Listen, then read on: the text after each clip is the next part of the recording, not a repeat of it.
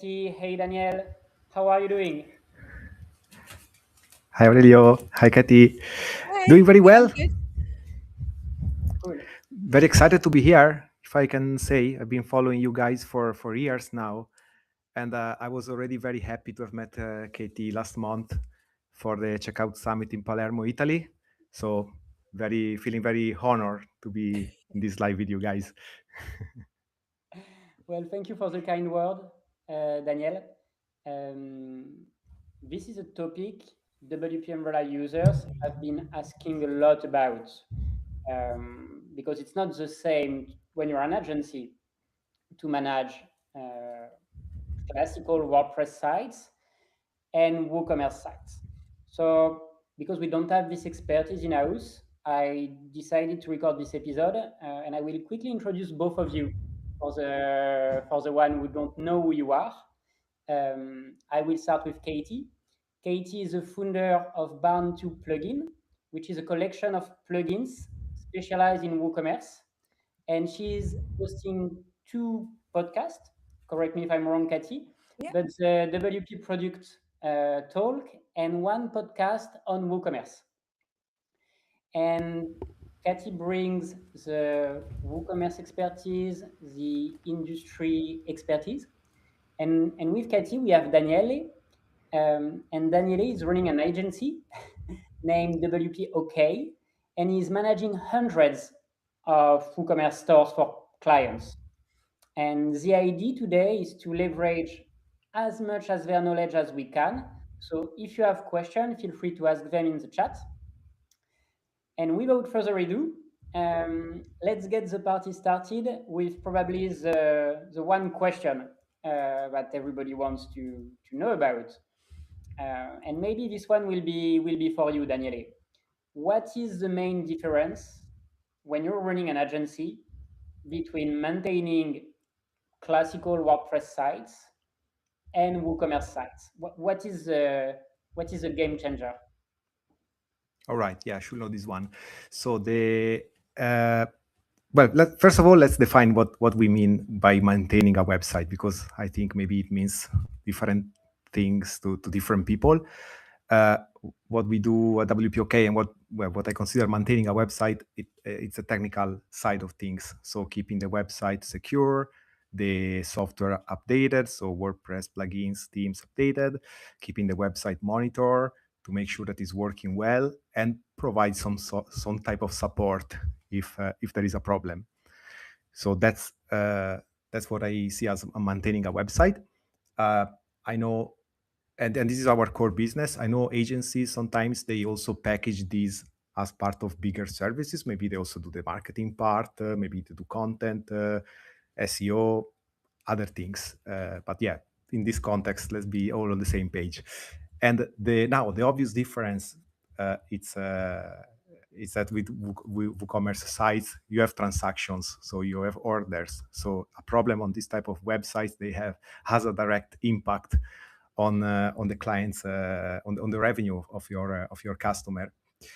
The less obvious thing is that the line of how much a customer is selling, let's say the line between revenue and the line between urgency and criticality is not linear from what I see. I mean, we have customers that have a lot of orders every day. If something goes wrong, they notice immediately, and we intervene and we solve the problem. We also have customers that don't sell much. Maybe they have one order a week, and for them, it means that it may take a few weeks to notice if something is not working well.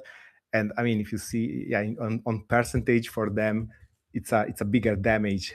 And then they start questioning, why we had this problem, and they start doubting about the platform they are using. So, if you work and if you maintain WooCommerce sites, they're all critical. I mean, basically, there is always a component that makes them critical, no matter how small they are.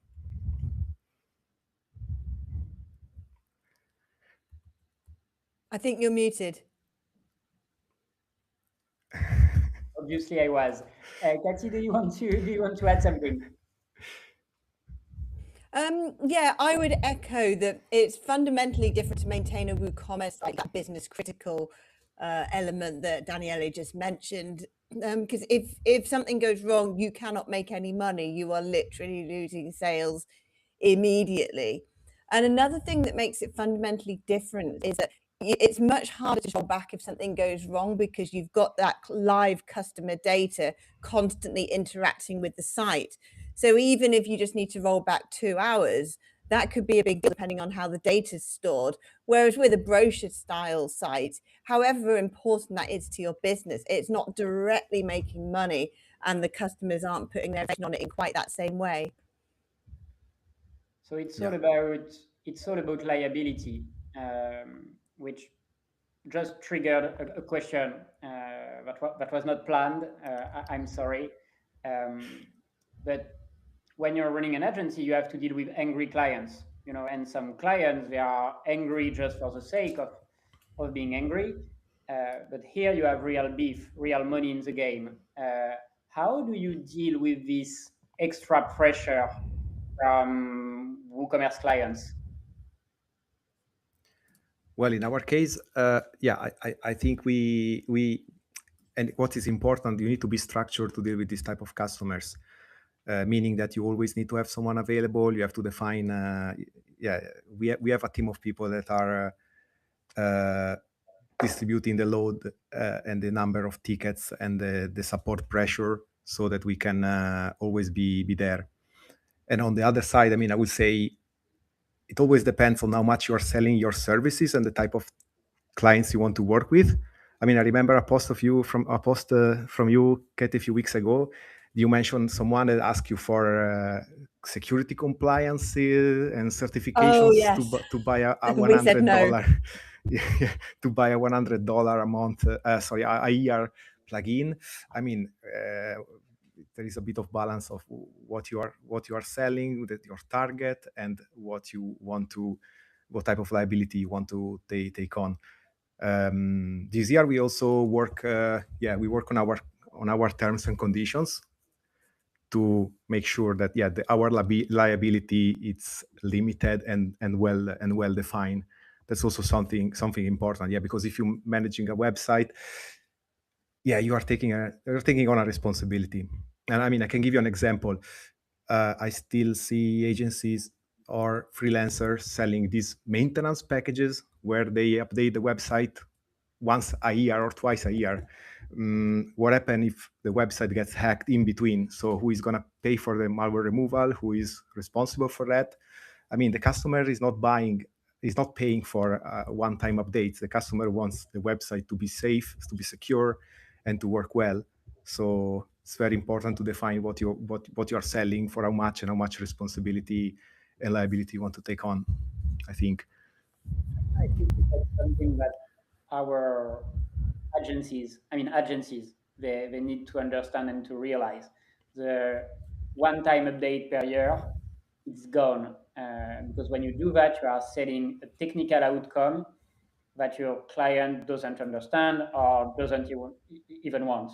And you start to, we don't speak at WPM about WordPress maintenance anymore. We speak about care, because this is what it is about. How do you take care of your client sites? And if you are already selling like a one-time per year update, maybe now with all what's going on security-wise, it's a very good moment to upsell something that has much more value to your clients. Second question, or third, for Daniele again, what is the difference in scaling? What's the difference between managing 5, 10, maybe even 20 WooCommerce sites and like 100? What radically changes?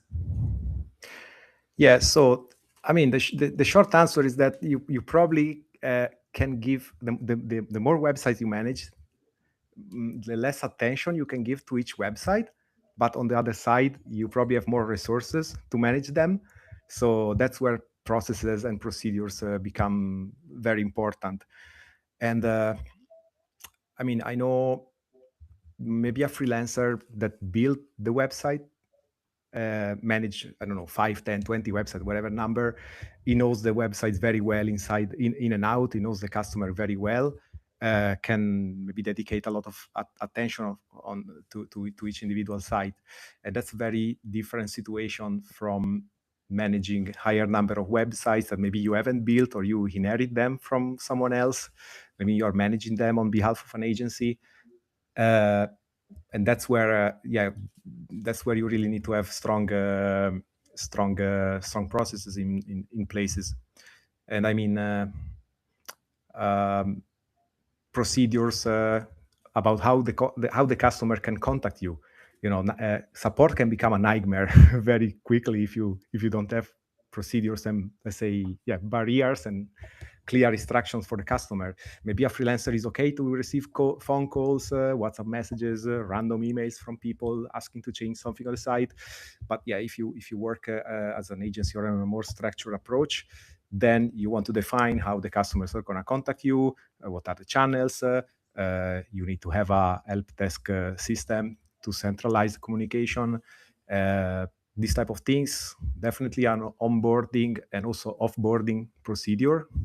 It's very important to have defined availability. And challenge is also keeping the support quality as the number of websites goes up, especially at critical times like Black Friday. Classic, the day before Black Friday, everyone opens a ticket asking, "Oh, please put up a banner and a 20% discount on this category," and blah blah blah. Or, "Oh, please activate a Wheel of Fortune with this strange logic behind." I mean, there is a pressure on specific time of the year for e-commerce sites, and you need to be prepared to do that. For example, we reduce the updates before these critical times. We only do updates where there are vulnerabilities to avoid introducing changes and a bit of instability on the client sites, and focus more on helping them with preparing for the promotions. I also asked this question to my team, and it was interesting because they also say that with the more websites we manage, also we get more exceptions to the rules. Like a customer that say, "Oh, the third week of the month you cannot update our website for some business reasons," or do not touch that plugin because it's connected to an external system. We want to test, or let us know before you update something. So you start having exceptions. So you need very strong procedures, but also procedures that take care, that they consider and take into consideration that there are also some exceptions. And unless you say that this is not KFC, you won't have it your way, and that's how we do. But we tend to be flexible to accommodate wherever we can. So you need procedures that also take in consideration that there are exceptions. So many amazing insights. Not updating plugin during Black Fridays, just that. This is a very good insight, especially if you have like virtual patching or something that can keep your websites protected despite vulnerabilities. About those exceptions, you talked about, how do you document them, and how do you make sure that everybody in the team get to know them? Do you have maybe a process to share, a good practice, something? Yeah, I mean, we use tags in our management system, and we have we differentiate plugins that have special needs. Websites that have special needs, we tag them differently. And I have 2 people that take care of the updates, so they know that there is a procedure to follow for all the websites, and for website with this special tag, then they have to check the specific instruction. Very, very clear. And I'm thinking out loud, but maybe like a cloud rule to make sure that those plugins get excluded could be a good way to work forward.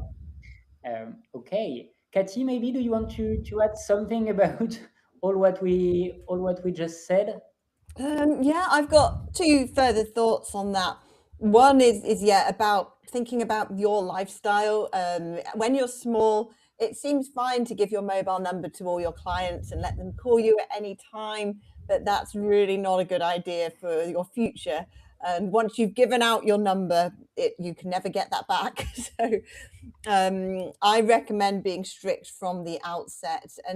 But also, I'm speaking back to my days before we switched to selling plugins, when we did websites and maintenance and so on, and thinking about, is that work you even want to do? Because you might want to outsource that or something, because maintenance work is a distraction.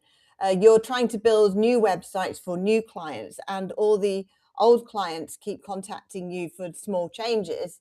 That can really distract you from your current projects. So we ended up outsourcing that. And so long as you're clear with the client about who they will contact with before and after the launch, and you do proper handover and everything, white label as appropriate, then that they will accept that. They don't have to keep working with the person that built their website individually. So that might help you stay sane as you scale. And another thing about maintaining large numbers of WooCommerce sites is that, as Daniele said, you can't spend as long testing each one after an update, for example. I think that's where automated testing comes in, because they do all require that level of care still. Therefore, you need to scale up your processes. Use something like Ghost Inspector or Playwright, coupled with different types of uptime monitoring, to really check when something goes wrong and act quickly, because you can't be manually checking 100 sites all the time. Fully agree. Katie, again, because you have this unique vantage point with all the active install of bound to plugins, in your opinion, what patterns separate the stores that scale from the stores that don't do well? I think there's three key things that I see people getting wrong. One is not testing after a big update and then being surprised when something changes on their live site. That might be an update in one of our plugins or WooCommerce or WordPress or anything. They're installing it and expecting it to run smoothly. People don't realize it's a bit different to updating your iPhone, which people are more familiar with. They don't realize that a WordPress website is a bit different to that and does need that extra care. So that can lead to downtime, particularly at unexpected times or times like Black Friday. Another one is people using the wrong host. I think hosting is really important to keep a website running smoothly, particularly a WooCommerce store, because performance is so important for user experience and SEO and everything. And the hosting, as well as the overall quality of the website, makes a huge difference to that. And also with WooCommerce and hosting, you need things like really good backups, the ability to roll back, ideally without affecting your customer database, staging sites that are easy to create and test on, lots of things. So I'm personally a really big fan of managed hosting. We use Kinsta, but there are plenty, because I just think it saves you the time doing all that stuff yourself, and it does keep the website faster and running more smoothly. And the final recurring problem I see is when the agency is responsible for doing things like stock updates on behalf of the customer and things like that, actually changing product data. And in the case of stock, that needs doing quite regularly. And so there are centralized ways to do that for multiple sites. At Barn2, we co-own a SaaS called Settery, which allows you to have a single spreadsheet interface for managing multiple sites at once. So you can like click between the stores without even going into the WordPress admin and quickly update the stock levels and update variations and whatever you need to do. And there's lots of different ways to do that. People are using AI to do that as well these days, much more quickly. So if that's set up responsibly, that can be a time saver in actually updating the site, because otherwise you're just having to spend ages doing everything in the WordPress admin, which with something like stock management of variations in WooCommerce is really time consuming. Speaking of SaaS extra plugins, could both of you recommend me one plugin, like the hide cron that you install everywhere and that might not be the most known out there, you know, like something that our audience could discover from this podcast? Who goes Danielle? first? You can go Well, first. I would say, I mean, we install on every website Fatal Error Notify from Jack Arturo. I don't think it's very well known, this plugin, but yeah, if you manage website, it allows you to get the PHP fatal error notifications, and that helps us a lot to spot a problem that is not necessary, like the website is not offline, the website may be still working, but on some specific situation, there is an error. So yeah, that I think it helps a lot.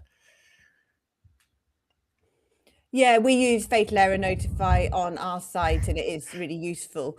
Not, as you say, not every fatal error brings the site down, but you want to know about it so it's not happening all the time, and it gives you clues of what to investigate. For me, since we're talking about maintenance, I'm going to say anything that lets you maintain your site centrally. I've recently discovered using AI for this, and I'm getting on really well with it, of making quick changes to my site. I'm not even using an MCP. I found those too difficult to set up. I've just created an application password on my edit user page in WordPress, give it to Claude, and then magically Claude can edit your site. And yeah, do that carefully. Don't give it an admin level user. There are ways to do that more responsibly, but that's a big time saver. And 1 minute of selfish promotion. But basically, if you want to have everything in one view, PHP error monitoring, visual regression testing on updates, backups, and so on, you also have WP umbrella, which is what we do along with managed WP and WP remote, who are also great tools. But if you are running an agency, you already know the three of us probably. Okay. Aurelio, if I can add one more thing, we install WordFence on all the websites, and I hope that the audience don't drop off the live after hearing this, because I know there are big debates if it's needed, if not needed. People hate it or love it, but we don't rely only on WordFence, but I think it adds some extra protection and some nice features. But what I want to say is that we use WordFence Central, that I don't think is, maybe it's not well known, but allows you to connect all the websites to this dashboard on WordFence.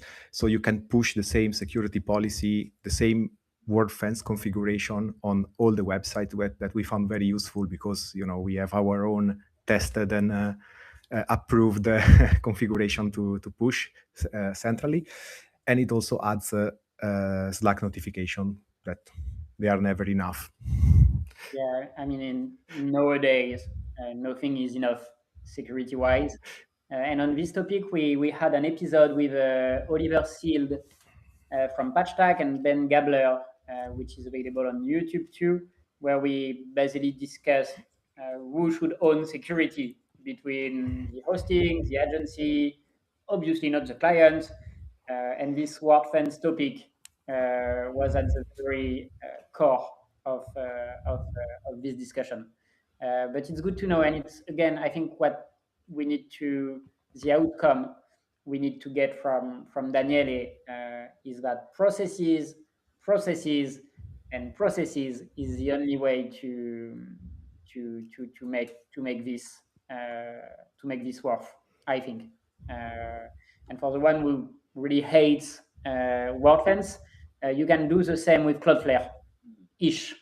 Manage everything from one place, have one set of rules that you deploy everywhere, which is always a very good practice. Katie, maybe do you want to add something, since this is turning more into a discussion than a set of questions? Yeah, I think you've covered everything on that topic. You've done a good job. Okay. Now let's deep dive into best and worst practices. What is the one or the three things that scream to you, this is a huge red flag, I must not take into maintenance these WooCommerce websites. Because as an agency, you do WordPress maintenance, and I disagree with Katie when she said we just build the website and then maintaining is another job. I think maintaining a website is what's going to make your agency successful nowadays and in the future, because it's a good way to finally earn a recurring revenue and stop chasing one client and another and these never-ending loops. But yet, there are flags, sometimes red, sometimes green, that tell you, oh, you don't want this client in maintenance. What are those flags?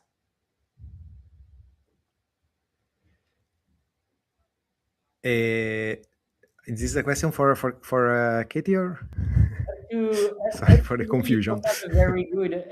You both had a very good knowledge about what's going to break on a WooCommerce site. Yeah, I mean, we always do a brief technical assessment of the website. We also take some risks, let's say, because working on websites that you haven't built, it's like a box of chocolate. You never know what you find inside. I mean, I would say the red flags are more on the pre-sale, more on type of customer, how they contact us, what they ask. Most of the time is more like customer communication than or expectation rather than the technical side itself. And again, like if a customer comes in asking for an SLA, expect to know before to have a guaranteed time for solving issues. I mean, understand, because a lot of our customers comes in with some type of trauma because someone else built a website, maybe a freelancer, an agency, and for some reason they had to look for someone else and they found us. So they always arrive with some bad experience or something that did not work well. So sometimes they really, they from their point of view, they want to, they have high expectations or they demand. But sometimes we just have to say, no, sorry, we don't offer that. We do not have an SLA. We work on best effort. We can give you like, we have an average response time that is below 4 hours for requests that are not urgent and below 1 hour for requests that are urgent. And we decide what's urgent. I mean, what urgent is the website is offline or the checkout is broken or you cannot log into the dashboard. I mean, it's a bit defined what is urgent. But if you're looking for something else, sorry, that's for us is a red flag in that sense. Technically, that's a bit more difficult to say. Because we have seen a lot of websites in a bad state, and maybe I would say website with I can say websites are definitely more critical, and we pay extra attention. Our website where there is a multi-vendor, if there is a multi-vendor type of setup, it can be very difficult to maintain because there are a lot of things can go wrong. So we want to be extra careful. Or WooCommerce sites where there is a B2B, a B2C and B2B combined. That's also, you can do that properly, or you can have terrible setup with a lot of issues. So we want to be extra careful with that. In the chat, I see that this question is is raising a lot of attention. On the other hand, Katie, as a plugin editor, you know how sometimes bad, and I'm going to use the word bad, the plugin ecosystem can be. What are the maybe 2-3 plugins that people should avoid? Back in the day, it could have been WP Bakery. Like this kind of stuff that when you are working in a support department of a plugin editor, you know that this plugin is going to ruin the whole experience. Yeah, in terms of maintenance and updates, I don't like bundled plugins which are bundled with Envato themes, because usually the process for updating them has a manual element or is different to what you would do for any other plugin, because you don't have a license for that premium plugin. You've got it through your theme, and that just makes it a pain. And I've worked with a lot of people who have accidentally let something like, say, Slider Revolution get years and years out of date because they didn't realize the updates wouldn't appear on the updates page. So I don't like plugins that don't have a standard update process. So that's an issue. In terms of plugins to avoid, I'd say anything discontinued or anything with major security issues. I'm finding it hard to say the name of a specific theme or plugin, because the things we see the most commonly in support are actually some of the most popular things. I'll say it, WPML actually causes a huge amount of problems because it's just so complex. And we hate supporting our customers with WPML because you need to be a WPML expert to troubleshoot it with our plugins. And we are not. We have basic working knowledge of it, which I think is acceptable. So we've worked with them. They've been great, but they can't help that their plugin is just so complicated. And we often bounce support to them, which I hate doing. I want to take ownership of that customer, but in their case, their product just doesn't make that realistic. We have the same issue with some very popular themes, particularly theme forest ones, where they just have a lot of things that don't follow WooCommerce conventions. An example might be if they have done the add to cart button or the quantity picker in a non-standard way, that when our plugins hook into those standard ways of doing things, it doesn't work with that theme. And it's a popular theme, so we have to support it, but it's just problematic. So I'd say non-standard things like that. But from an agency's point of view, we're talking about red flags that might mean you don't want to take over a website and support and maintain it. And I would say, yes, it's a good source of revenue for agencies to continue caring for websites they've built. But why would an agency be taking over significant numbers of sites they didn't build? I think that just causes a lot of problems, because you suddenly become liable for the whole site, maybe not legally, but in the customer's mind. And it's very hard to explain to the customer that the extra time you're billing is because their site was a mess in the first place. So personally, I would avoid that. Daniel, is your life a nightmare? We are structured to organized. It's an organized nightmare. No, I mean, we don't build websites. Our core business is to managing website. And but yeah, I think yeah, Katy, you touch very good points. And what I see that agencies sometimes underestimate is that, and that's something that I learned quite early on with WPOK, is that a good developer and a good support person are completely different people, different profile, different type of jobs. And in my team, I have people that love to sit down in the morning and for 4 hours work on the same website. And I have other people that hate that. They don't want to do that. They want to jump from one issue to the other, to the next. They are more like support people. And God bless them equally. So yeah, the people that do support, they have a different, I would say different profile, different skill set. Sometimes you need to be practical and find a solution, a quick solution. It takes a lot of experience, and you really need to see a lot of different things. And when I hire people for this job, it's difficult because I see maybe people that have a lot of experience but working on their own website, and they have their own stack, their own preferred plugins, and they are very good with that. But if you ask them about something else, they just they have no experience. And for our type of work, the way we work, someone needs to have a lot of experience with different type of setups and different type of websites. And yeah, I mean, back to the agency, I would say sometimes I see job ads with an agency looking for someone that does a bit of everything. Someone that build websites, but also does the maintenance and support, and that makes it very difficult. And there is also a problem of having enough resources to do that. I mean, was talking recently to some agency here, an agency here in Netherlands. Well, Netherlands is the country of the part-timers. I don't know if you guys are aware of that. No. But looks like everyone has a part-time job. Yes. So this agency was telling me, yeah, we have a person dedicated to support. He works 4 days a week.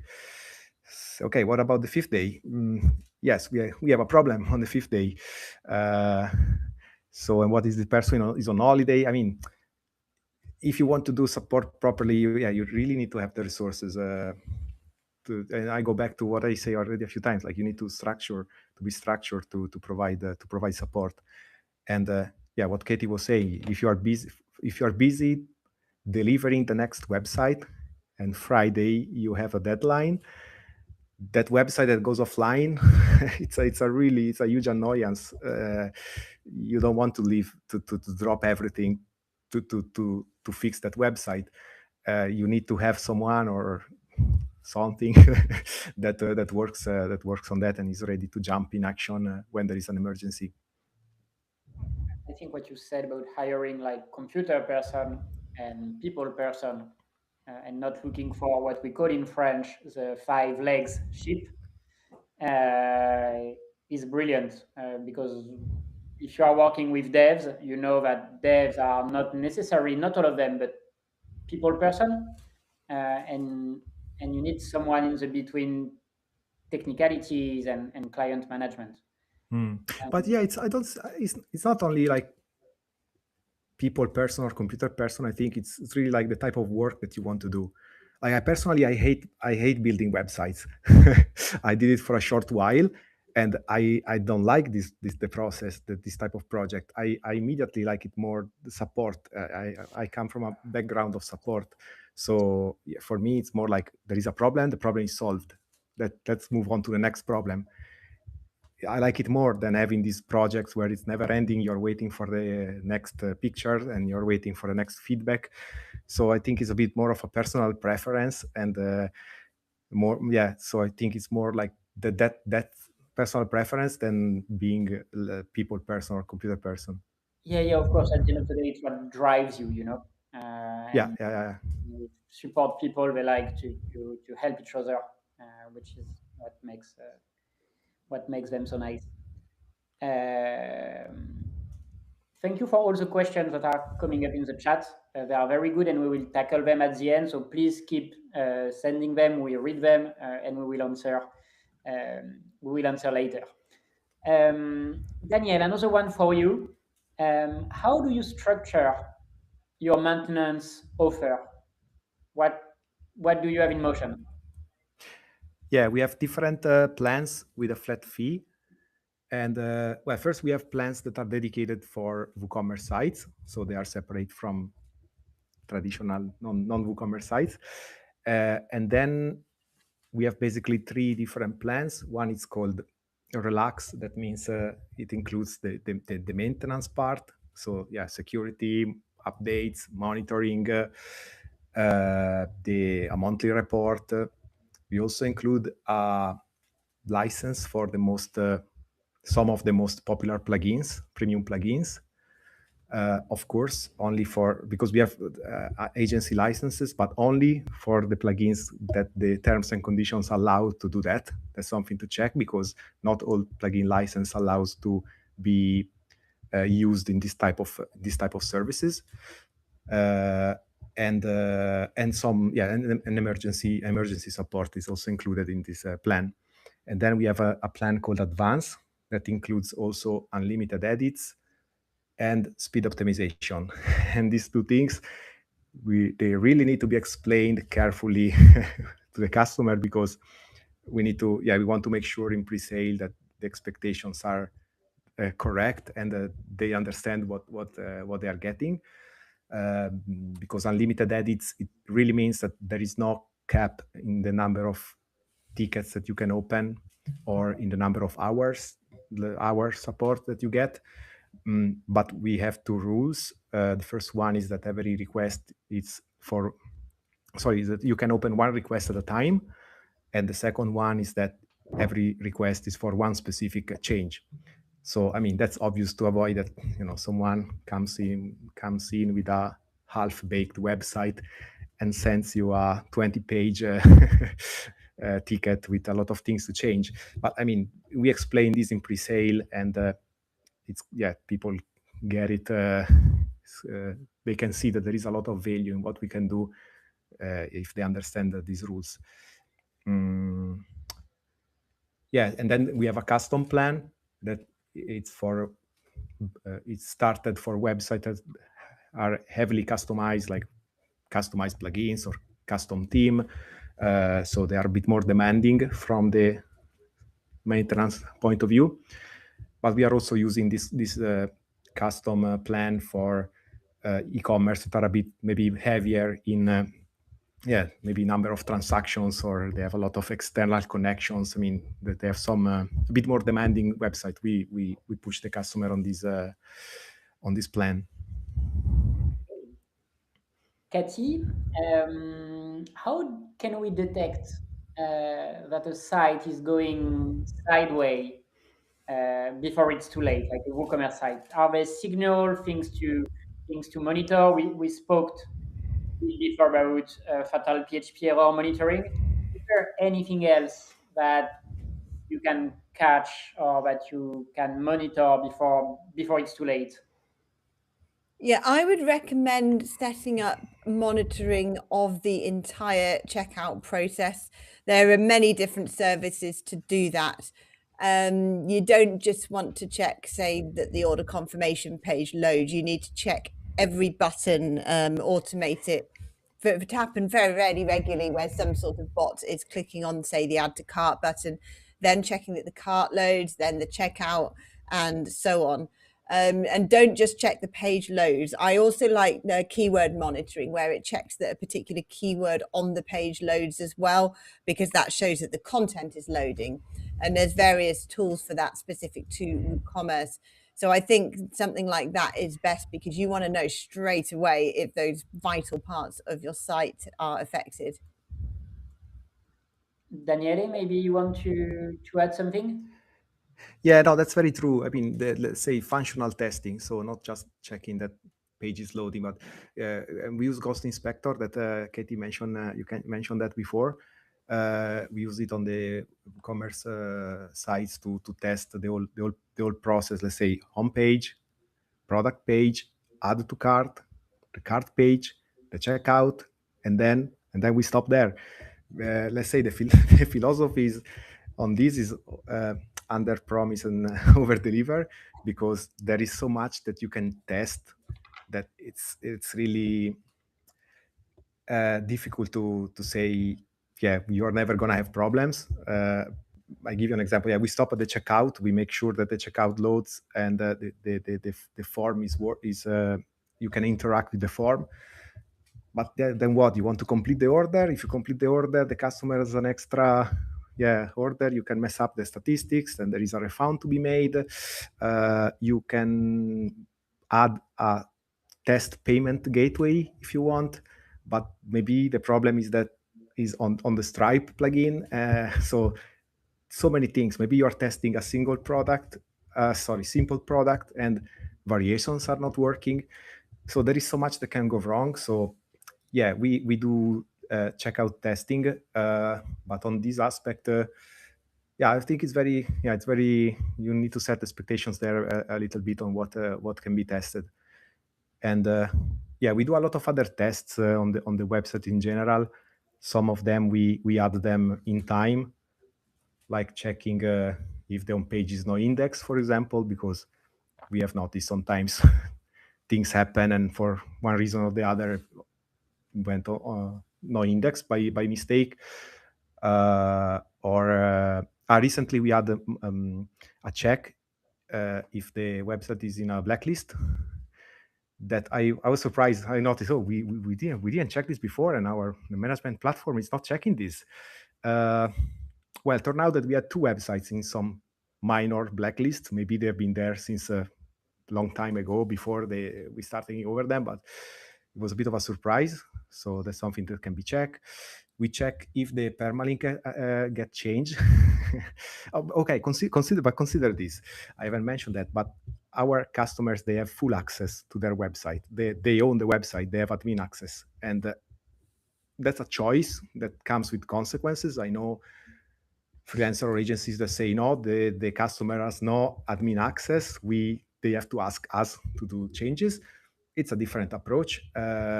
I don't think it will work with our customers, so they can do what they want. That means that they can also change permalinks if they think that it's a good idea. But we want to monitor that, because then there can be problems, SEO, redirect missing, etc.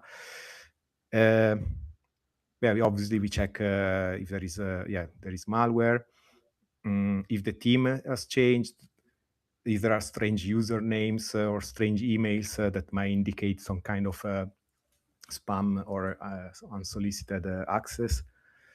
So yeah, we check quite a few things. But let's see. Back to specifically for the checkout part. Yes, it's a Ghost Inspector does most of the work. I hope to find some kind of AI tool that with one click check everything and report any error, but I have yet not found it. Make no mistakes. Katy, what's your backup strategy for WooCommerce sites? I'd say daily backups, both on the host. I mentioned managed hosting earlier, so I would expect that to have good backups, and also something offsite. In the very unlikely scenario that your host goes down, you want to instantly be able to get a recent copy of your website and get it up straight away on another host. I mean, I've never heard of this happening, but for an e-commerce site, I would do that. And with restores, I don't test restores, but if you check that you've got the files and you've got the database, then I think you can be confident that you can recover your website if you need to. On this, I would strongly invite people not to trust their backups, whether they are from the hosting or a plugin. Hosting backup is always the best. It's supposed to be always working. The truth is, sometimes it doesn't. And even if it's working, something might be missing. And this was one of the takeaway of the webinar we had on security like 2 months ago. Please just download a backup and check if there is everything inside. And you might have some surprises, even with the hosting backup. Although we are also hosting WPML on Kinsta, fantastic hosting, we've never seen a problem. But it's worth doing, because I know some very big companies who had a very bad surprise when back in the days the main hosting provider had a burning, so the whole French web was off for like few hours, and so many backups were actually corrupted or with missing stuff.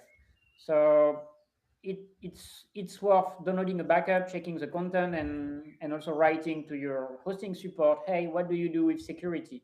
What's your backup policy? Like having this like black and white, crystal clear. Daniel, do you have a different backup policy? No, I mean, well, first of all, thanks for talking about backup strategy, because when they talk about backup, there is always a strategy behind. And we currently for e-commerce, we do 2 times a day off-site, and we store 90 days. So it's like 180 copies. I remember what was said in the previous agency talk. Actually, there are very few situations where you need to restore the whole backup, because usually, let me say, if you know what you're doing, sorry for the sounds a bit arrogant, but yeah, so if you know what you do, you probably need to just restore a specific file or a specific folder or that specific database table. So I think it's very important to have also like the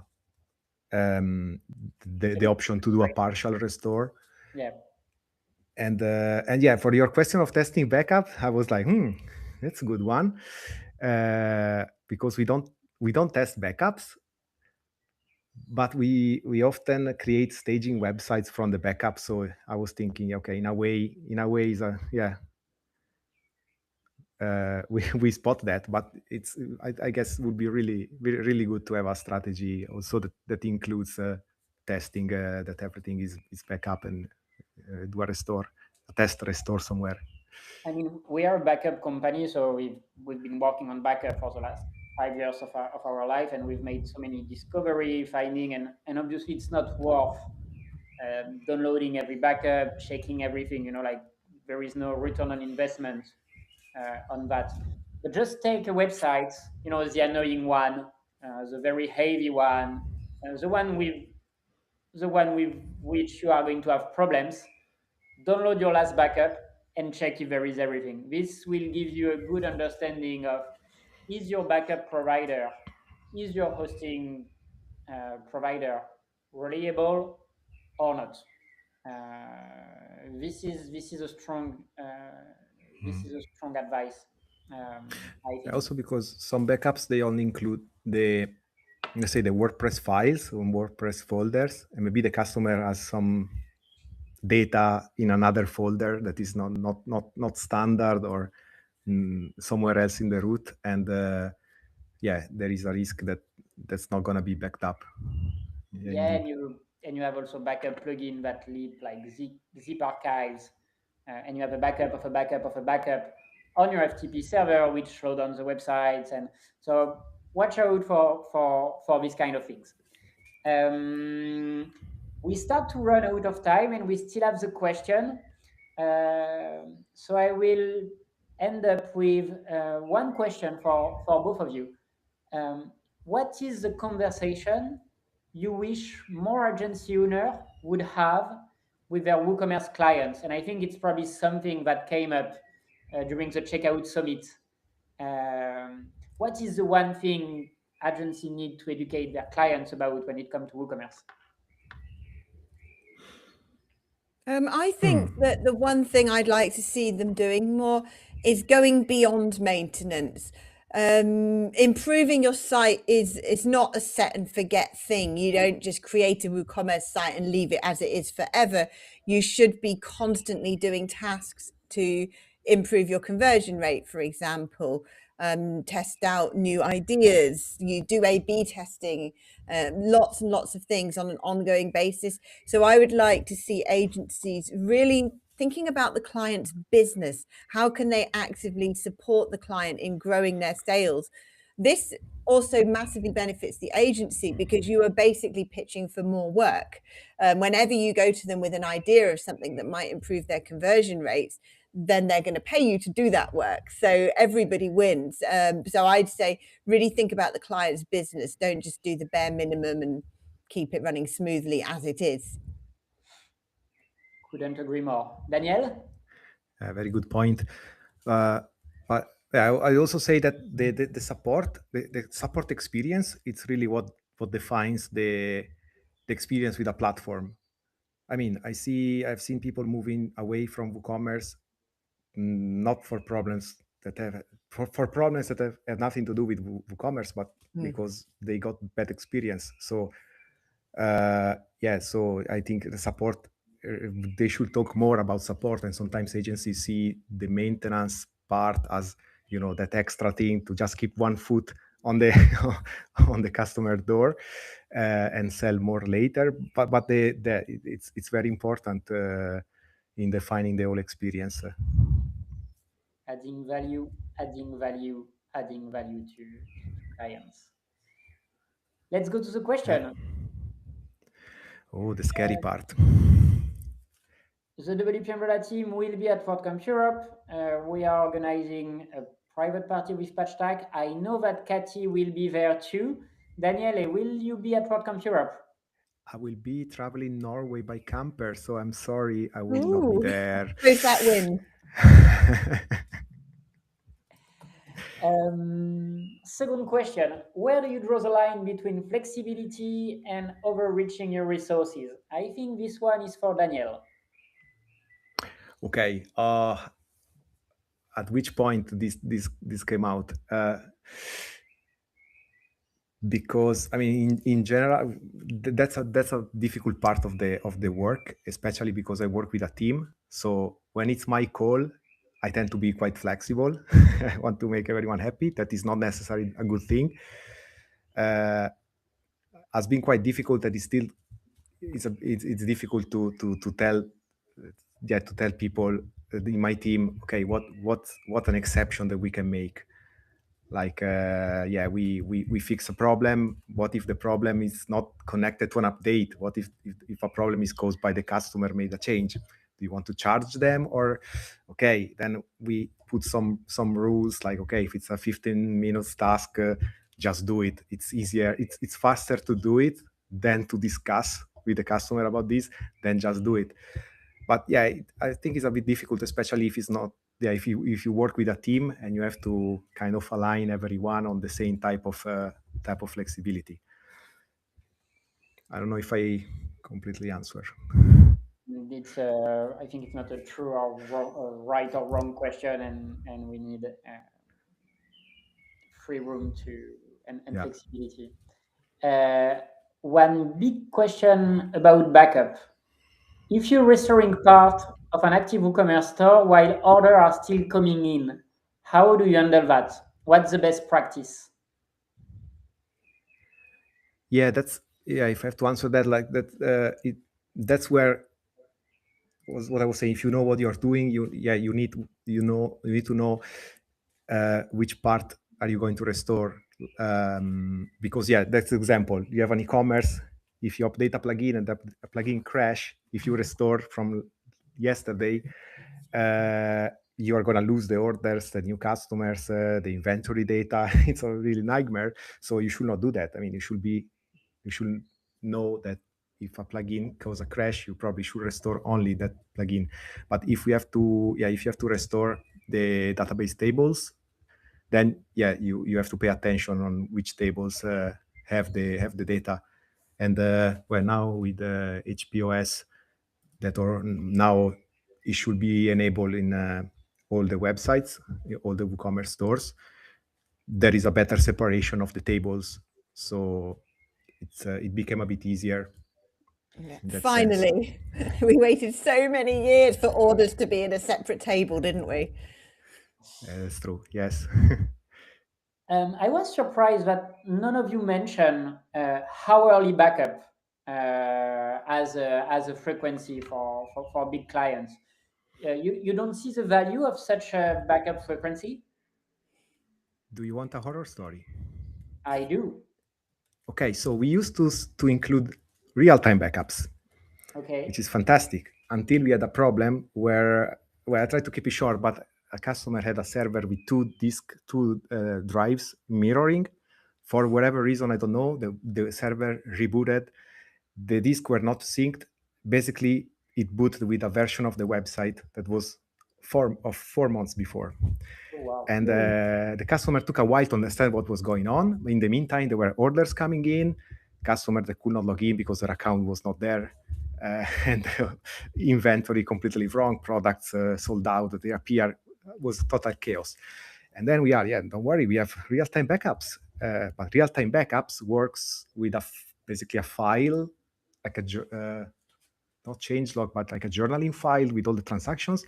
So basically, also that file got overridden, and it was useless. And at the end, we managed to go back with the latest backup available. There was anyway a few hours back, so there were orders to be re-imported manually, things to be adjusted, and that made me think, okay, this is a bit of an over promise to sell real-time backups. So how we change our process, that's not probably what people want to hear, but we stop including the real-time backups. I think it was a bit too much of a promise for